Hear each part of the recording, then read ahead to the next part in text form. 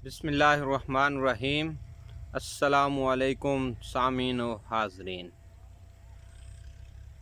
दोस्तों, आज हम हाजिर हुए हैं एक इंतहाई ज़बरदस्त टॉपिक बहारिया मकई की काश्त के हवाले से लेकर आए हैं आप तमाम दोस्तों के लिए जो बहारिया मकई काश्त करते हैं या बहारिया मकई काश्त करना चाहते हैं। दोस्तों, इस वीडियो में मैं आपको इंशाअल्लाह बताऊंगा कि बहारिया मकई में इंशाअल्लाह हम 150 मन फ़ी एकड़ पैदावार किस तरह हासिल कर सकते हैं। दोस्तों, चूँकि मकई की फसल पाकिस्तान में अब बहुत ज़्यादा काश्त होती है, कपास, गंदम और चावल के बाद मकई की काश्त का रकबा रोज़ बरोज़ बढ़ता जा रहा है। दोस्तों, मकई की फसल बहुत से फील्ड में मकई की पैदावार का इस्तेमाल बहुत से फील्ड में हो रहा है। जैसा कि मुर्गियों की खुराक फीड, उसमें मकई का बहुत ज़्यादा इस्तेमाल है। फीड के अंदर तकरीबन 40% मकई और इसके अलावा 60% दूसरे लवाजमात इस्तेमाल होते हैं। जानवरों के लिए वंडा जो बनाया जाता है उसमें भी मकई का बहुत ज़्यादा इस्तेमाल होता है। उसके अलावा जानवरों के लिए साइलेज, अलगर्ज के बहुत से शोबा जात में मकई का इस्तेमाल रोज़ बरोज़ बढ़ता जा रहा है। इसलिए दोस्तों, मैंने मुनासिब समझा को आपको एक ऐसा तरीका बताऊं कि जिससे तमाम काश्तकार, तमाम किसान भाई ज़्यादा से ज़्यादा मकई की पैदावार हासिल कर सकें। दोस्तों, इस तरीके पे मैंने ख़ुद भी अमल किया हुआ है और अल्हम्दुलिल्लाह मेरी 140 मन तक पैदावार इस साल आई थी। और दोस्तों, इंशाअल्लाह इस साल हमारा टारगेट 150 मन फ़ी एकड़ पैदावार उठाने का है। दोस्तों, आपने ये वीडियोज़ एंड तक ज़रूर देखनी है। ख़ासकर वो तमाम किसान, तमाम दोस्त ये वीडियो आखिर तक ज़रूर देखें जिन्होंने बहारिया मकई की काश्त करनी है। इंशाअल्लाह बहुत ज़्यादा आपको फ़ायदा होगा। और मैं आपसे रिक्वेस्ट करता हूँ, जिन दोस्तों ने मेरा चैनल अभी तक जाड़ा एग्रीकल्चरल सब्सक्राइब नहीं किया, ज़रूर सब्सक्राइब कर लें ताकि हर आने वाली हमारी इन्फॉर्मेटिव वीडियो आप तक बर वक्त पहुँच सके। दोस्तों, इस चैनल का पहले भी आपको बता चुका हूँ कि मेन माटो एग्रीकल्चर को प्रमोट करना है। और मैं चाहता हूँ जिस तरह मैं एक अच्छी पैदावार फील्ड से ले रहा हूँ, इसी तरह आप भी तमाम दोस्त मेरी तरह बल्कि मुझसे भी ज़्यादा मकई की पैदावार हासिल कर सकें। दोस्तों, आइए मैं अब बताने लगा हूँ आपको वो तरीका जिससे इंशाअल्लाह बहारिया मकई की पैदावार 150 मन तक हम इंशाअल्लाह हासिल कर सकते हैं। दोस्तों, सबसे पहले हमने ज़मीन की तैयारी बहुत अच्छे तरीके से करनी है। बहारिया मकई की काश्त के लिए हमने ज़मीन की तैयारी बहुत ही अच्छे तरीके से करनी है, जिसके लिए हमें गहरे हल चलाने हैं। हो सके हमें तो रूढ़ी का इस्तेमाल भी ज़रूर करें। उसके बाद हमने ज़मीन को लेज़र भी ज़रूर कराना है ताकि हमारी ज़मीन हमवार सतह तक रहे और हमारी पैदावार में खातिर खा इजाफा हो। दोस्तों, सबसे अहम जो मसला है बहारिया मकई की पैदावार लेने के लिए, उसकी जो सीड सिलेक्शन है, वेरी इम्पोर्टेंट है सीड सिलेक्शन, कि हम आया कौन सी कंपनी का और कौन सा सीड सेलेक्ट करते हैं और उसकी फसल पकने का ड्यूरेशन, टाइम पीरियड उस सीड का कितना है कि काश्त से आया एक दिन से लेकर 110 दिन में कुछ वैरायटी जो काश्त के लिए काश्त से बर्दाश्त हो जाती हैं, कुछ वैरायटी 110 120 दिन तक की हैं, कोई 130, कोई 135 40 दिन की वैरायटीज़ हैं जो जाके तैयार होती है। दोस्तों, सबसे पहले हमने ज़मीन की तैयारी अच्छी तरीके से करनी है बहारिया मकई के लिए। और हमने जो खेलें निकालनी हैं बहारिया मकई की, मेरे दोस्तों, वो खेलें हमने मशरिक़ से मगरिब निकालनी हैं 150 मन पैदावार उठाने के लिए। और छोटी 24 इंच से हमने खेल का डिस्टेंस हमने 24 इंच रखना है। छोटी खेल, दूसरे लफ्ज़ों में हम इसको आलू वाली खेल भी बोलते हैं। छोटी खेल हमने निकालनी है। मशरिक़ से मगरिब ही हमने खेल निकालनी है, शुमाल जुनूब नहीं निकालनी। दोस्तों, मशरिक़ से मगरिब खेल निकालनी है और 24 इंच खेल से खेल का डिस्टेंस 24 इंच होना चाहिए, रो से रो 24 इंच। और हमने एक साइड पे खेल के, एक साइड पे धूप वाली जो साइड है उस पे हमने मकई लगानी है, एक साइड पे नहीं लगानी। उसके बाद दोस्तों हमने सबसे पहले जो ये खेलें निकालनी है, हमने फर्टिलाइज़र खेलें निकालने के फ़ौरन बाद 1 बोरी DAP हमने नीचे केरा करना है, सिर्फ 1 बोरी DAP फास्फोरस नीचे केरा करना है। उसके बाद चौपा लगा देना है और चौपे लगाने के फ़ौरन बाद ही हमने उसके ऊपर प्री एमरजेंस स्प्रे करना है ताकि जड़ी बूटी ना उग सके। उसके बाद दोस्तों चौपा लगने के बाद हमने वो स्प्रे करना है, लेकिन सबसे इसमें इम्पोर्टेंट बात, हमने सीड ट्रीटमेंट ज़रूर करनी है। बगैर सीड ट्रीटमेंट के हम मकई की पैदावार 150 मन नहीं उठा सकते। सीड ट्रीटमेंट सबसे इम्पोर्टेंट, सीड की सिलेक्शन सबसे इम्पोर्टेंट, और हमने DAP का केरा भी नीचे खेले निकालने के बाद 1 बोरी, सिर्फ 1 बोरी DAP का केरा हमने नीचे करना है। दोस्तों ये मैं वो बातें आपको बता रहा हूँ जिसका मैं खुद ज़ाती तौर पर अपने फार्म पे तजर्बा कर चुका हूँ और अल्हम्दुलिल्लाह मैंने 140 मन पैदावार इस साल बहारिया मकई में उठाई है और अल्हम्दुलिल्लाह इस साल टारगेट हमारा 150 मन या इससे ज़्यादा उठाने का है।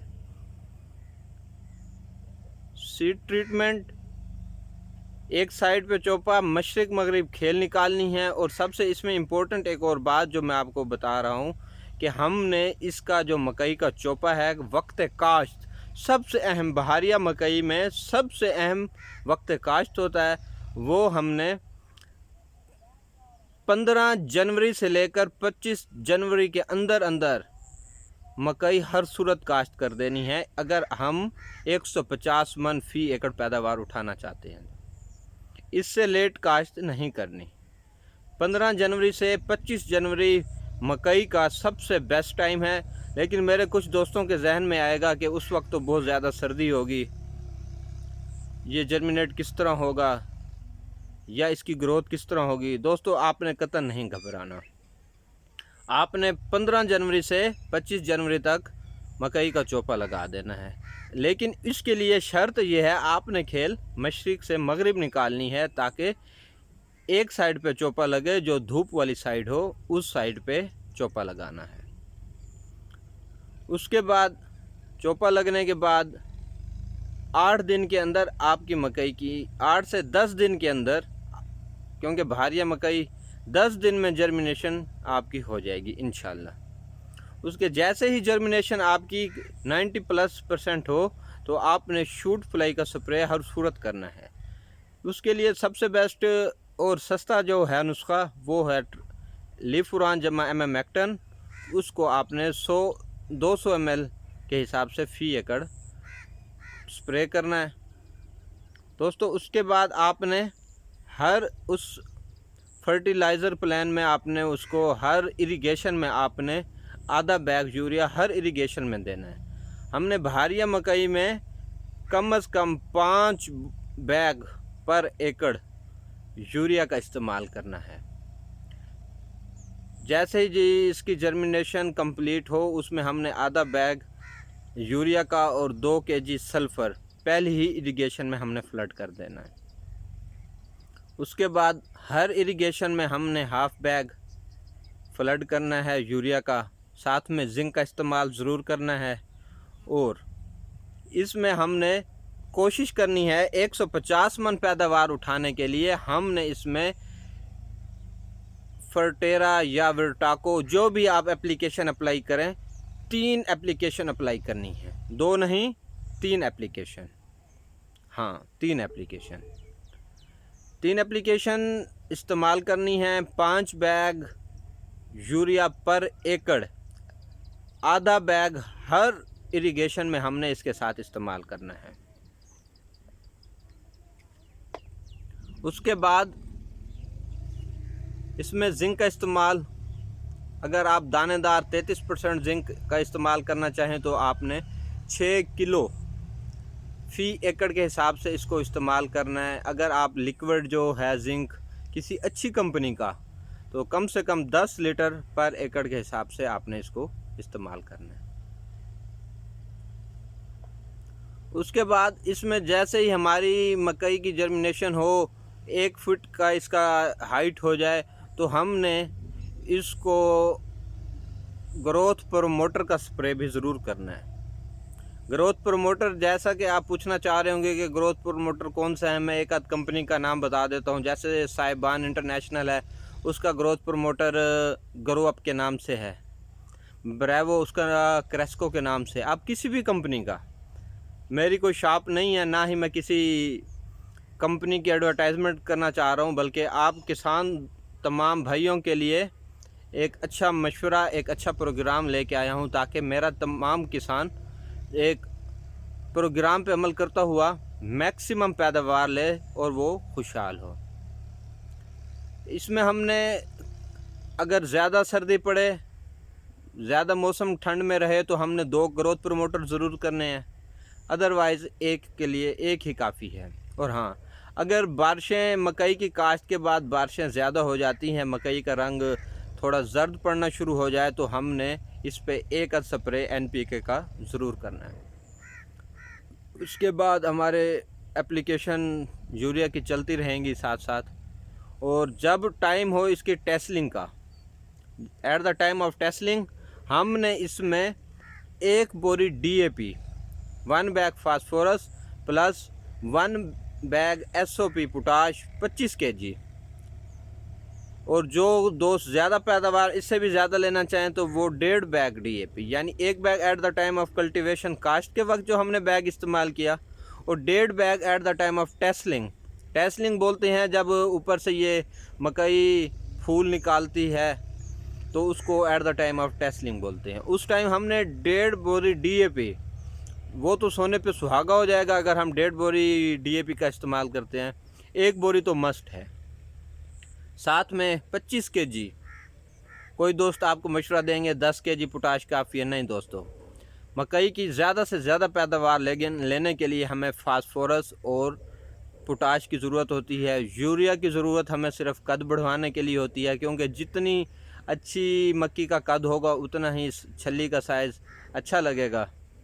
तो अगर छल्ली का साइज़ अच्छा बनेगा तो इंशाल्लाह हमारी पैदावार भी बहुत ही एक्सीलेंट आएगी। Eight the time of tasselling हमने 1 बैग, कम से कम ज़्यादा से ज़्यादा 1.5 बैग DAP का और 1 बैग हमने पोटाश का इस्तेमाल करना है।